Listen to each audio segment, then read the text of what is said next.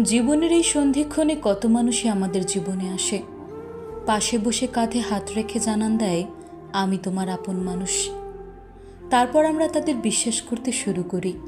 চারপাশে এত আপন মানুষ পেয়ে শূন্য হৃদয়টা ভরে ওঠে। যেমনভাবে ভরে ওঠে শ্রাবণের বৃষ্টিতে পুকুর, নদী, মাঠঘাট। কখনো কখনো আবার কেউ নিজ থেকে হাত বাড়িয়ে আপন হওয়ার চেষ্টা করে, সম্পর্ক গড়তে চায় ভালোবাসার। কিছুদিন পর আমরা তাদের ঠিকই মনে জায়গা করে দেই, ভালোবাসতে শুরু করি।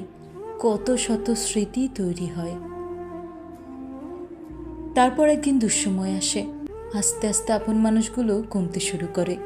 কমতে কমতে তাদের সংখ্যা হয়ে দাঁড়ায় 1 অথবা 2 অথবা 3। বসন্তের আগমনে যে ভালোবাসা এসেছিল, বসন্ত শেষ হবার আগেই সে ভালোবাসা চলে গেল। তারা চলে যায় বলেই আমরা বুঝতে পারি কিছু মানুষ কখনো দীর্ঘ সময় থেকে যেতে আসে না, থেকে যায় স্মৃতি।